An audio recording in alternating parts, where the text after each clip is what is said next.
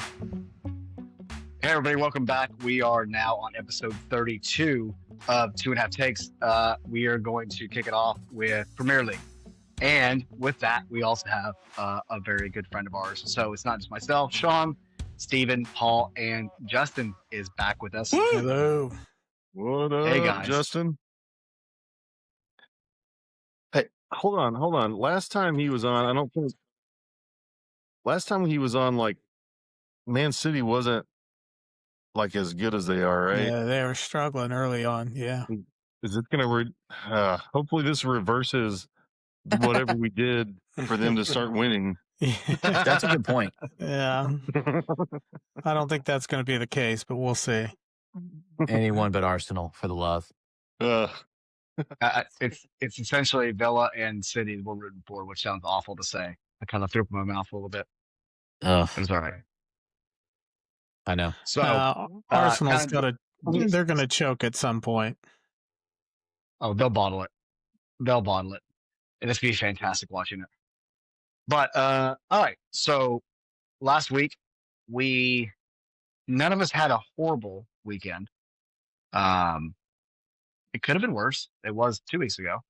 But this week, we'll kick it off since the way I can see y'all on the screen. So, Steven, you want to go first? 0-0 versus Burnley. How you feeling? Well, it's just I think the conversation that we've been having for the last 17 day matches has been, hey, can we score a goal? Can we score goals? And the answer is no. The answer is no, Steven. Not even against Burnley. So, it was just going back and watching the game. We controlled. We didn't necessarily control the time of possession, but we had several shots on goal. We had several that were, looked like we had a chance to go in and everything, but just we had another crossing, and I think Beto just totally whiffed again on a slide, sliding to try and score. And then there was a handball in the box that didn't get called against Burnley. I still don't know what a handball is. It's become kind of ridiculous. Yeah. Did VAR look at it? They did like a quick review of it. Yeah. Yeah, they did that with Chelsea too. Yeah. So I don't know. I don't know what, because there were several weeks ago where, who was it? It was somebody on Everton's team where they like hit him right here in the shoulder, and he was like trying to get out of the way, and they called that a handball. And so I don't know. This one was like the guy's hand was out, and it hit him in the hand. So I don't know. I don't know what a handball is. It's just wildly inconsistent. Yeah. But I don't think I realized Grealish was out. Yeah. That's the thing I forgot to mention. Yeah, Grealish was out, along with the two AFCON guys, and so we had some decent play from, is it Dibley? Yes. Yeah. So who hasn't? Well, he's making like 40 million or something like that, and has hardly played this year. That's tough, man. And he looked good. So I don't know. I don't know what's going on. Is that a Moyes thing or what? I don't know. Yeah. His stats aren't amazing. He's a kid. Right? He's born in 06. He's only played 9 matches, and his stats 9 matches, no goals, no assists, 2 yellow cards. But he was one of the higher rated players for Everton. Sky gave him an 8 out of 10, which is pretty good. So young kid though, young winger. Is he? So I'm assuming because Grealish was out, that allowed Dibbling to be the guy in that position. Yeah, I think so. Okay. I mean, that is a little tough if you're having to basically say, all right, am I not going to play Grealish or Dibbling? But if you're also Everton, do you not try and work them both in? How do you find a way to get all those guys on the field at the same time? I mean, surely somebody can play in place of Barry and Beto, right? I mean, at that point, I mean, that's what City's done. City, I mean, and Justin can speak on this a little bit, but they've played a false nine. We've done a false nine, not to a great extent, but when you don't have a player, Beto and Barry have proven they're not that. Why not play a false nine and become much more fluid than trying to have a point of attack and then distribution when you can't do that? yeah. But who knows? But yeah, I mean, got a point against the second worst team in the league. It's That's all we can do. I better guess. than zero. That's I know. right. It's better than losing to them for sure. Yeah, I mean, you dropped the last two, so getting a point back isn't bad. And honestly, you guys win the next game. A win puts you back in 7th. I mean, you're only 3 points off 7th. You're only 4 points off 5th, off Chelsea. Yeah, that's the thing with with this table. Yeah, the rankings are so close right now that it's just kind of, not going to be hard to get up into the top 5 or so. No, just a good string of games. You guys play Forest next, and I can't gauge Forest at all. They'll go out and beat Liverpool, which everyone does, but it's a situation where you can't really tell how good they are. Yeah, they're definitely a wild card. I think. Oh yeah, and they could score 3. They could also have 3 scored against them. It's just hopefully with Grealish, it was only illness. It wasn't like an injury. So yeah, that should have him back, which should help. Probably partied too hard on Christmas, Too much eggnog. Who doesn't? Yeah, I mean, not me. Never. Yeah. So with that match coming up, it should be interesting. But yep.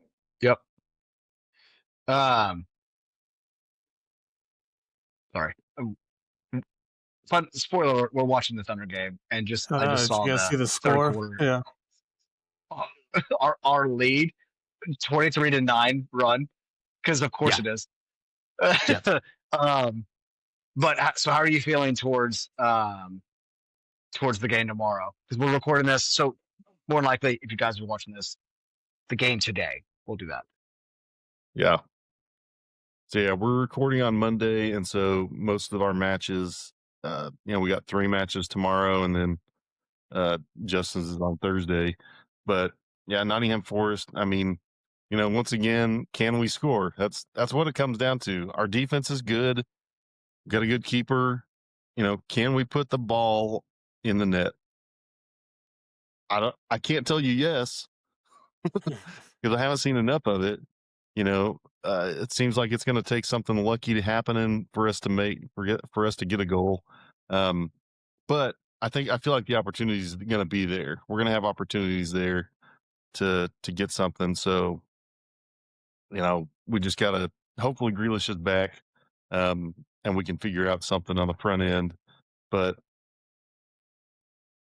I don't know. I mean, Nottingham, like you said, I mean, they've been kind of inconsistent, but they're still at the bottom of the league. So, speaking of Nottingham, did you see that they are contesting the game with City? Yep. Oh wow. No. Yeah, what's up with that? They're going as far.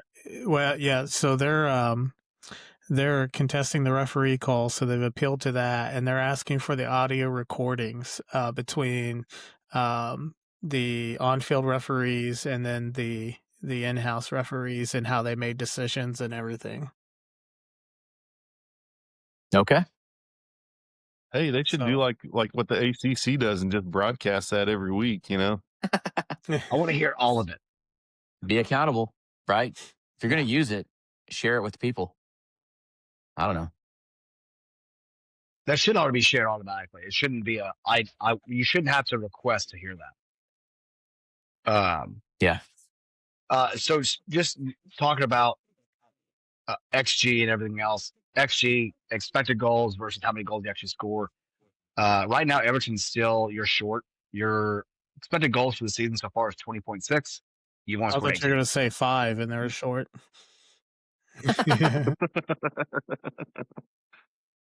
But I mean, of course, the league right now it's City, Arsenal, Liverpool, United. Actually, I have been consistently in the high XG rating, but I'm trying. It's not telling me like who like the Premier League itself. Like, oh, you're doing better than Burnley or whatever. It's not telling me a stat. City has 43 goals. Yeah, City and Arsenal are. Let's just think about this. City has 43. Everton has 18. It's wild. I think Holland has more than that himself, right? Probably. Yeah. It sounds right. It sounds right. I know this is not a World Cup podcast, but I cannot wait to watch him play in the World Cup. Like legitimately, it's gonna be so fun. Like I'm so excited, man. I hope he kills everybody. And I don't think it'll almost. This sounds weird. It'll almost be like a coming out party for him. Because let's be honest, if you're not following the Premier League pretty heavily, especially if you're not following City, like, do you really understand what this guy's doing? Like, you might see it every week, but not truly understand. Like, oh, the stats on this guy and everything else is just America insane. will embrace him. America will love Holland. It'll definitely be interesting to see how he performs with a team that's not quite as good, with like City having a lot of different pieces around him.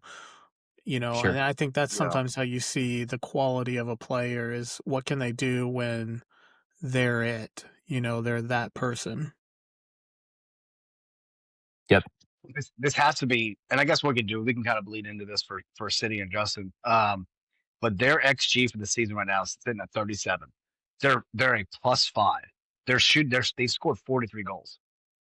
So they're outperforming their expected goals by +5. But they're expected. That's also psychotic. That's crazy. Yeah. Holland has 19 goals, by the way. Yeah. Everton has 18. Yeah. They could use him, honestly. Really, that's what we need to do. We need to go get Holland.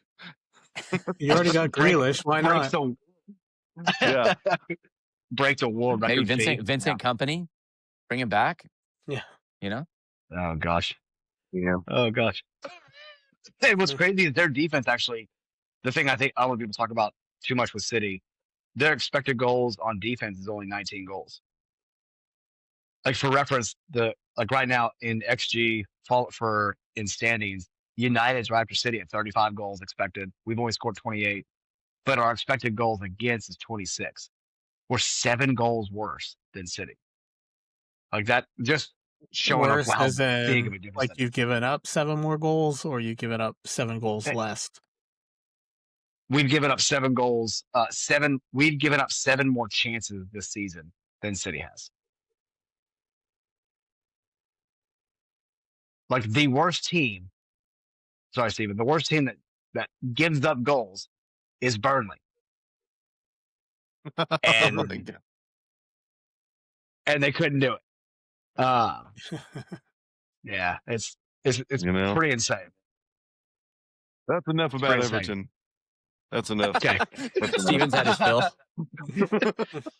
No more. So we've mentioned it. So City did win versus Forest 2-1, right? Yes. Yep.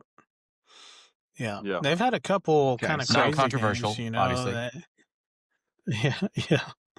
Yeah. Who was it? Was it it was Fulham. They ended up winning that one 5-4. And I think at one point they were up 4-1 or 5-1. Yeah.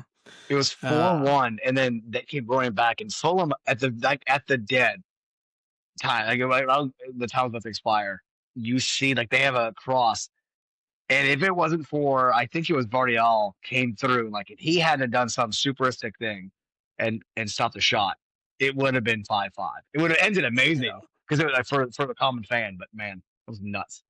I mean, they're on I think it's an 8-game win streak. I think they're undefeated in December. But they've had a couple pretty close calls. Eventually that luck's going to run out. But it is nice to see them kind of playing a little bit more true to their form and Holland's starting to look like he's, playing like himself again. Early on in the season, it was like he hardly touched the ball, and I don't know. They just didn't look very. They just didn't play the way that we're used to. So it's good to see that kind of form back. It was funny. I think Pep on the last game with Nottingham, he said something to the effect of like this game helped him shed the Christmas weight. That's great. Well, so again, you got the win. You're now sitting at second, right behind Arsenal, who again they're gonna hopefully drop points here very quickly. You're sitting at 40 points. They have 42. Villa's right behind at 39, which is insane. Yeah. And so with that, the next match you guys have looks like it's going to be Sunderland. Thank you. Which may not be it's not the easiest game. I mean, like I said, City's luck's going to run out at some point. I just hope it's not that game. It'd be nice to get, if Villa can take care of Arsenal and then, we can get back on top, that would be great. But, we lose that game and Villa wins, all of a sudden we're probably third. Yeah. And it is a nice, that would be a tight race. I mean, it's already pretty, one game puts Villa even with Arsenal, which is crazy. And we talked about last week, but just to see Emery, if that would be the way it goes, like if City doesn't pull it out and Emery does, just the bird shows up from Emery right to all the Arsenal fans. It'd be fantastic. Is there anything with Sunderland you're worried about? Anything you're looking forward to? It's kind of crazy. Y'all don't play till Thursday. Like it was like there'll be. Yeah, we had a couple. We had a string there though. I think we played. I think it was like 5 games in 9 days or something like that. 4 games in 9 days. So much needed rest. Yeah. I don't know. I think the trade window this year is going to be pretty insane, especially with how tight the races are or the table is. Quite possibly. Is there trading in Premier League? Trading? Yeah, absolutely. Tit for tat. No. Yeah. You know what I mean. The transfer window. Yep. It was there. It was fun not to say something. I'm watching the Thunder game, and that's where it came through. So, yeah, the transfer. Ever have the trade machine out? Yeah. Would be nice if they set my trade machine up. Yeah. I'm gonna figure out what Everton has to do to get Holland. Yeah. Give him the rights to help Dickinson Stadium. We'll name the whole team after him. Yeah. Everyone's last name is now just Holland. His face.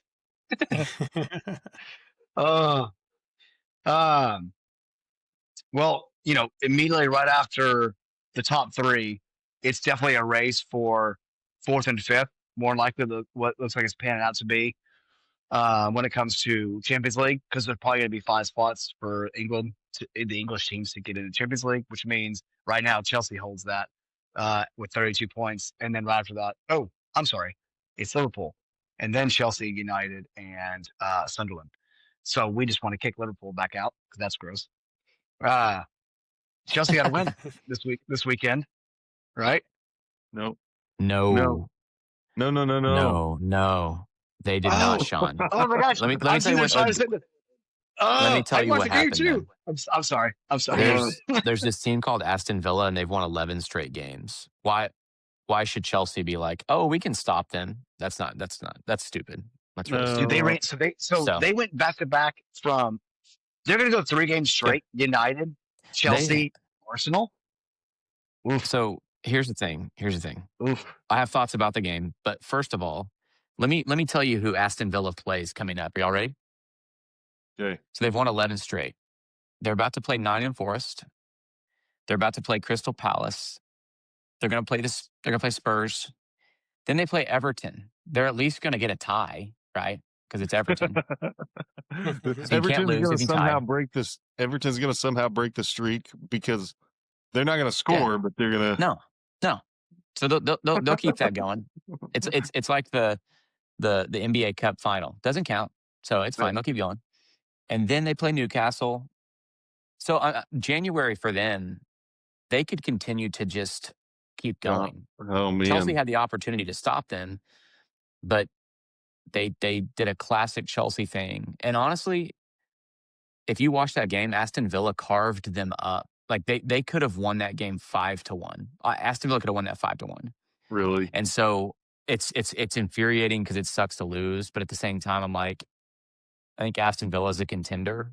I know Justin dropped from the stream, but like City has the pedigree.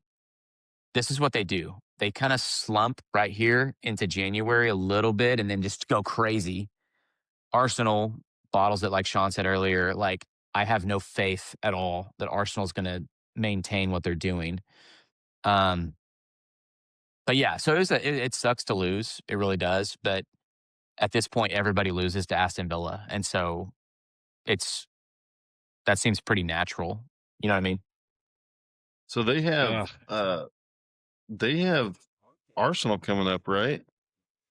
Arsenal's a big, yeah. Arsenal first is tomorrow, and then they have a run of games where it's just like, oh, okay, that's a big thing. That's a 6-point swing. If Aston Villa wins, they're now on points, even with Arsenal, and Arsenal would technically have the lead on goal difference. Yeah, so that's still massive. And then if Chelsea comes in, I'm glad you said that. They play tomorrow. Yeah, I didn't see that. Yeah, it's pretty insane. It's I want them to win so bad.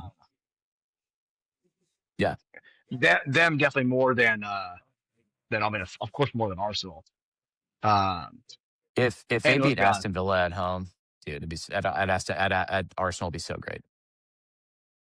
Yeah. That's momentum. Yeah, for sure. Then the hope is that Arsenal like totally implodes, the rest of the year. Mm-hmm. Oh, how amazing would that be? They pull a Liverpool. So great. At least like a 5 or 6 game skid. That would be nice. Yeah. Wait a second. Oh, I didn't know you were back. I'm back. He's back. He's just not on video. Oh, it's not showing video? I see him. I see Justin. I see him. Yes. So Steven, I don't see Justin. So I have the producer mode open on the computer. I see Justin. Okay. So okay. We'll edit this in post. Yeah. All good. I don't know. Yeah, we can move on. We can move on past Aston Villa. They're great.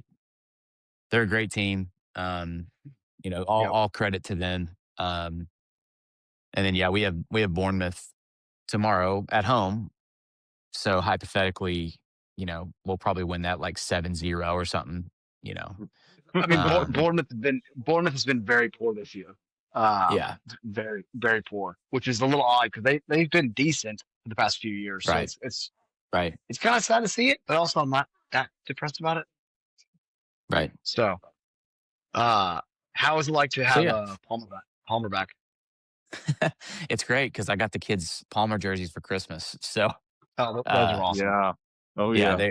They're pretty hyped. And he's just, it's interesting what Maresca does because I think he took Palmer out in like the 70th minute or something like that and put Esteban in.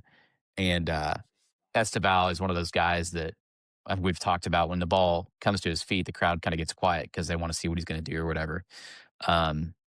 But I think Palmer was not too thrilled that he got subbed out for Esteban on Saturday. But Palmer's a game changer. He's going to push the ball forward, which I so appreciate. A lot of times you see the ball get bogged down in the middle. Those two guys, Esteban and Palmer, they will play together, I think. It's just they're trying to work those guys back into a rhythm. It kind of felt like when J-Dub missed however many games and then he kind of gets eased back into the Thunder. Kind of felt like that with Palmer. And then Esteban's coming off injury. So I think we'll finish strong. It's just you got to get those rhythms back. So. And that I mean his injury, it lasted longer than it should have because they tried to bring him back too quickly, right? Yeah. And so I think that's something where you're going to want no, you're not playing 90 minutes the second game in. Right. I think it's the second game. Right. Yeah. And so you're going to go, we'll do 60-60 at some point be 75, and then probably mid-January you'll start seeing him come back fully rested. Right. So, and he's still really young, so I'm not too concerned. So no, not at all. Yeah, you got to take that decision out of their hands sometimes too. It's like, we're gonna work you in when we can work you in. You don't really get the choice. Right. Oh shoot! In that game, talk about keeping the decision out of their hands. I kind of want to get y'all's thoughts. From The handball? all of our standpoints. No, the knee to the head for Martinez. So yeah. I think it was Cucurella went for a ball, and he misses Martinez, but Matty Cash comes in and straight up knees his keeper right in the temple. Yeah. A keeper's more lenient because you're like, well, you can't take him out on the sideline and really diagnose him. So you have to sit there and take a lot of time to really make sure he is okay and make sure he passes concussion protocol. But there's this weird gap of like how do we maneuver this in the safest way? I don't think he came. Nothing's come out saying like, oh yeah, he had a concussion, he's now out the next game. But there was no guarantee that he didn't have a concussion. There's no guarantee he did. He was cleared, right? And so it's just I would like to get y'all's thoughts of how y'all see that, just in general. Like, are y'all worried about that for players' sake, or like, oh well, they can deal with it? Just gotta hear y'all's thoughts. I mean, Anybody? they have their trainers there that are supposed to do evaluations, but you see more at that level. It's like, hey, are you good? Do you know what your name is? Where are you? Studies have shown too, like concussions the symptoms of it can take 30 minutes to an hour at times to really show symptoms of actually having something. But I know when I was coaching, especially at the college level, I didn't want to make that. I deferred everything to the trainers because if something comes back, it's on them, Right. Yeah. But I think it's really hard to see if somebody has a concussion or not within 30 seconds to a minute, unless it's, they've been knocked out. So, it's definitely hard too when you're limited with substitutions. You can't just pull, especially a keeper, out for 5-10 minutes and play down a man and see. I do think if they come out for a head, they can go back in without causing without burning a substitution. But yeah, I don't know. Yeah. I feel like we don't get to see the full ramification until, a podcast comes out about Aaron Hernandez, 10 years later. And so that's so hard, like he's saying, in the moment to make those calls, make those decisions, but you're just hoping your medical staff is good at their job. Yeah. No, makes sense. And, like I said, like Justin said, you gotta put that in the trainer's hands. You're a coach. You don't want to be dealing with that. Those people are trusted to make those decisions. So, you gotta let them do that. And as a trainer too, there are certain things, quick field tests that you could do to kind of test, but a lot of it is going by what the player tells you. And players at that level, none of them want to come out. So, you almost have to kind of take them at their word for what's going on too. Well, that was my thing too. He was very adamant, like, no, I'm fine. Like, he kept pushing the trainers away. You can tell the trainers are almost getting kind of agitated, like, no, like, we need to make sure you're all right. Yeah. It's, again, especially considering the fact that he's the keeper. I wouldn't know what else would change. Only thing I could think of is if you really are kind of nervous, you're like, well, we don't want to risk this sub. If the Premier League or worldwide FIFA, incorporates a thing where you can sub a keeper for like 5 minutes, and that way you can truly diagnose him in this situation. Because like, really think about it, it's not benefiting that team. Like, he's not gonna want to come out. But what you're saying is, I want to make sure to the player's health, you're okay.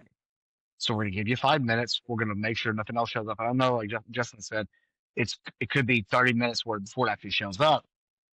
But that gives you a longer window to make sure this player's safe. And then we'll sub them back in. That I know we don't. Fun fact: if you sub a player in soccer, you do not get to go back in. Once you're sub, that's it for you. But in this situation, I wonder if that's something that they would look into, or if that's just like, no, we'll just again leave it to the trainer, leave it to the coach, and leave it to the player themselves. So that's just my thought for the day. Yeah, it's tough. It's definitely a little bit easier with a field player because you can pull them off for a minute or two and do what you need to and just play down and then throw them back in. The keeper, I don't know what the exact rules are. I don't know if you could sub a keeper in, but then pull a field player off to make it down 10 men and then switch it back and not consider that a sub. But yeah, it's tough. And the crazy thing too with concussions is everyone responds to it differently. I've had players where that day of the game got hit, no headache, everything was fine. But then the next day, they wake up with a headache and they have symptoms and it's diagnosed as a concussion the day after, where they finish the rest of the game. So I don't know, it's tough. I mean, I do think it's good that they've changed it to where if someone goes down with a head, the game's immediately stopped just to check that because, I mean, I don't know. It's tough.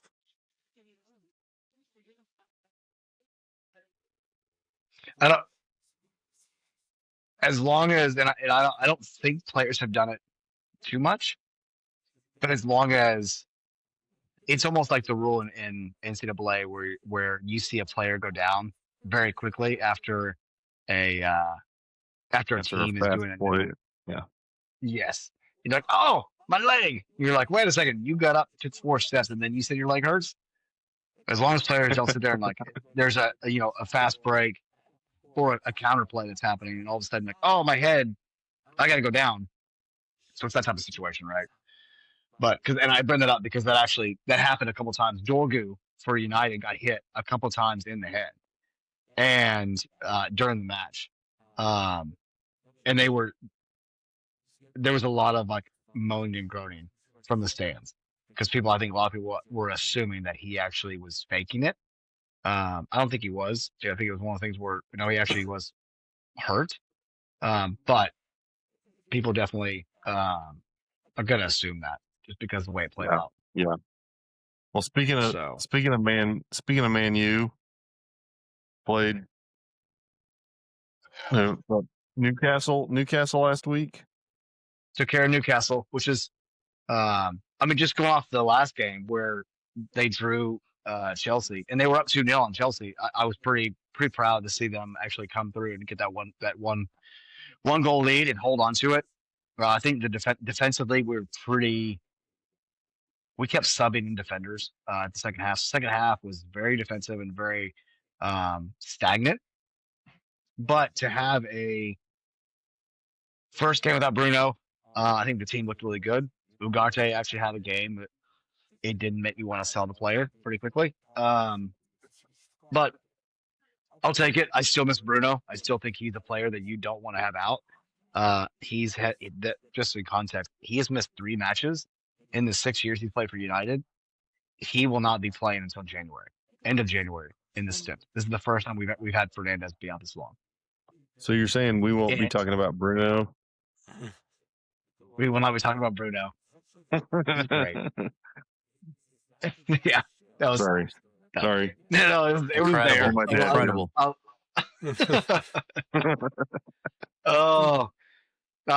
Luckily our stretch of games not that bad. So we won. We're now sitting right behind Chelsea. I think I'm having to look. Sorry. Sitting at 29 points each. Chelsea's leading because they have 11 goal differential, and we're at 4. But we play Wolverhampton Wanderers next, and so should get a win. When you lose to the Wolverhampton, are you gonna blame it because you didn't have Bruno? Facts, 100%.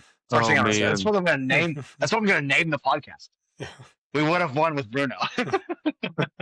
I'm not gonna lie. I'm actually kind of hoping that would be so Don't you epic. dare! Don't you dare! Which is worse, Grimsby or losing to Wolverhampton at this point? Oh my gosh! I don't know. Wolves may be worse than Grimsby. Who knows? Now I kind of want to see that matchup somehow, just to see. Yeah, Grimsby Town. Come on. That feels like years ago. Gosh, this is It was this season. For Man U to be in 6th and they lost to Grimsby. Seriously, my reward was the episode of like 7th of this podcast. My reward was over, to be honest. And now we're 3 champions in. I'm okay. Yeah. Just remember, you're on the Man United the roller coaster, so you're on your way back down. Just don't worry about it. It's the Texas Giant roller coaster. That sucker goes up and You're down. right here. You're right here, and you're about to go. But you know what brings us all joy though, right? It's of course United win and Chelsea win, City win, Everton win. But it's knowing that Wrexham have won 2 in a row on the bounce, and they are like they're not far off. What I tell you, 5 points off of 5th and 7 points off of 4th. Yeah, that's crazy. Yeah, they're looking like they're starting to find their I guess their way. I mean, just settling into being in the championship and learning how to play a little bit at that level. It's pretty good. They have 10 draws. They're not losing. I mean, that's crazy. Well, the discussion we had before was that they went up so quickly. You know, I mean, they were in the national like 4 seasons ago or something. 4 seasons, 4 seasons ago. Yeah.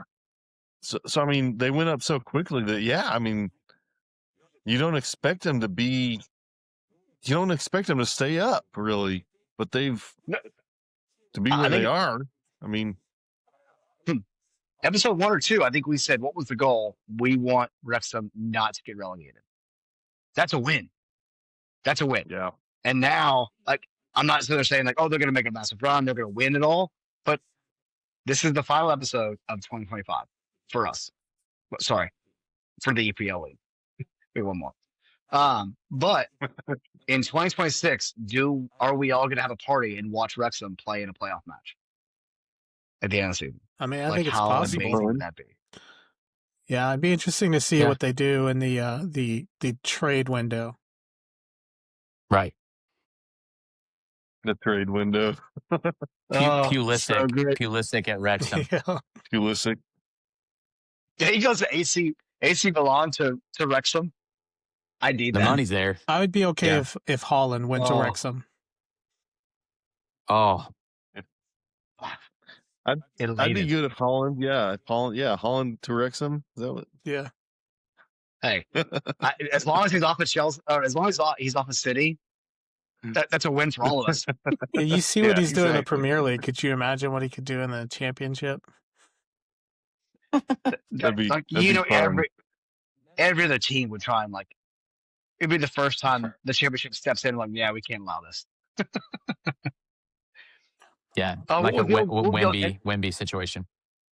Yep. Oh gosh. All right. Well, anything of note? Anything y'all want to say before we end this podcast? Well, just quick before we end, we will have 2 matches. You know, each of our teams will have 2 matches before the next pod, likely. So, you know, because we have, you know, all our games this week, and then games on Saturday, you know, this weekend. Okay. So we have match week 19 this weekend, and then match week 20. Okay, my bad. Yeah. So Man U will play Leeds, Everton will play Brentford, and then Man City and Chelsea play. Hey, what a way to end the song! Woo! Yeah. So that should be a fun one. All right, then I got to hear it. Quick round robin. What's the score of each game? I'm going to say 3-2 United over Leeds. 0-0 Everton Brentford. Gosh. I think it's probably going to be 3-1 City over Sunderland. Oh, yes. What about City Chelsea? I think that's going to be a City Chelsea. I could see it being like It's a at City. 4-3. Yeah. For who? That's a good question. Paul's going to say Chelsea. Justin's going to say City. Let's do it. So 4-3 is the scoreline, and you're saying City wins. I mean, I think I have to, but I'm not 100% confident. Yeah. So I'll say Chelsea wins 4-3. Let's make it crazy. I feel like it's going to be controversial too at some point. Love it. I love it. I'm here for that. That sounds great. Here's another betting line. Is it going to be Anthony Taylor or Stuart Atwell? Oh, God. I'll tell you right now, if it's Anthony Taylor, Chelsea loses. I'm just going to put that. That's true. I'll tell you that right now. That's true. That's true. Mourinho shows up and starts berating the ref. I can see Chelsea getting a red card in the first 20 minutes, playing down. Oh, his name is Moises Caicedo. Yeah, he's right. That's playing true. Down a man. City, it'll be like another crazy game. City will be up like 4-1, and then Chelsea will make a run. I'm saying if Chelsea that gets a red fun, card, honestly. If Chelsea gets a red card, they're winning. I don't know. I mean, that's right. That's their formula. We got to get back to that. Yeah. You just see in the first minute, one of Chelsea's players turns and hits the other Chelsea player just to get somebody sent off. Gosh, was that Everton? Who was that? Come on, that's an Everton move if we've ever seen one. That was so weak. And somehow it works. Oh gosh, that's a way to end the pod. Like always, it's fantastic, guys. All right, well, if you want to keep listening to us for whatever reason, we're gonna go talk. We're gonna get off here and we're gonna go away and go talk Thunder now because we're watching a game, and for some reason the Hawks have become the Golden State Warriors of 20 whatever. We let them back in. We had our usual third quarter rally, and then said, "Hey, keep shooting those threes." So, like, subscribe, share, all the fun stuff on YouTube, please. Make sure you tell us how much you hate United as well. Yeah. It happens. and one Leeds fan. I should give him a lot more crap. So I said, hey, I need y'all to do this in business. Hopefully, against I think it was Arsenal, and they got smoked. I have you do one. I asked one thing of you.